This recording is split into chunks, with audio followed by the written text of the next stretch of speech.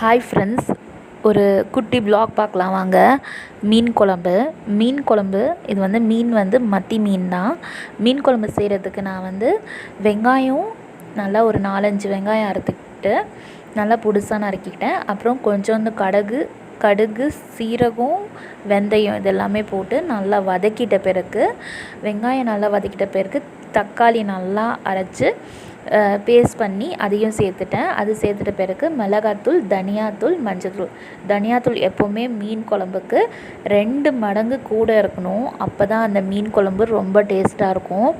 இப்போ 1 டீஸ்பூன் மிளகாத்தூளுக்கு நான் ஒரு 3 டீஸ்பூன் தனியாத்தூள் சேர்த்துருக்கேன். அதுக்கப்புறம் புளி. இந்த புளி நல்லா உங்களுக்கு நல்லா புளிப்பாக வேணும்னா கொஞ்சம் எக்ஸ்ட்ராவாக ஆட் பண்ணிக்கலாம். நான் ஒரு 4 வெங்காயத்துக்கு நான் சின்ன நெல்லிக்காய் சைஸ் அளவுக்கு புளி எடுத்திருக்கேன். அது நல்லா ஊற வச்சிட்ட பிறகு தண்ணி கரைச்சி அதுவுமே ஆட் பண்ணிவிட்டு இந்த மாதிரி நல்லா அந்த மசாலா கொதித்து எண்ணெய் பிரிஞ்சு வந்தோடனே மீனை ஆட் பண்ணிடணும். இந்த மீன் குழம்பு ரொம்ப டேஸ்ட்டாகவும் இருக்கும், ஹெல்த் பெனிஃபிட்டும் ஜாஸ்தி தான் மத்தி மீனில். எப்போவுமே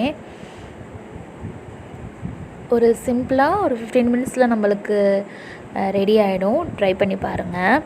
இப்போது நல்லா அந்த எண்ணெய் பிரிஞ்சு வந்த பிறகு நம்ம மீனை ஆட் பண்ணிக்கணும்.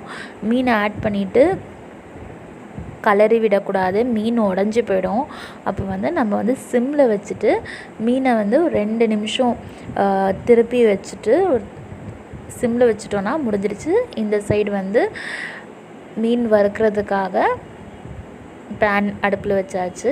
இப்போ மீன் குழம்பு ஒரு 5 மினிட்ஸ்க்கு அப்புறம் நம்ம சிம்மில் வச்சு ஆஃப் பண்ணிட்டோன்னா மீன் குழம்பு ரெடி ஆகிடுச்சு, சாப்பாடு ரெடி ஆகிடுச்சு. மீன் ஃப்ரை பண்ணுறதுக்காக ஒரு பேனில் அது ஃப்ரை பண்ணுறதுக்காக மிளகாத்தூள், மஞ்சத்தூள், தனியாத்தூள், கொஞ்சோண்டு இஞ்சி பூண்டு பேஸ்ட்டு, அப்புறம் அரிசி மாவு இதெல்லாமே சேர்த்து மீன் பொரித்து எடுத்துட்டோன்னா மீன் வறுவலும் ready. Okay friends, thank you so much.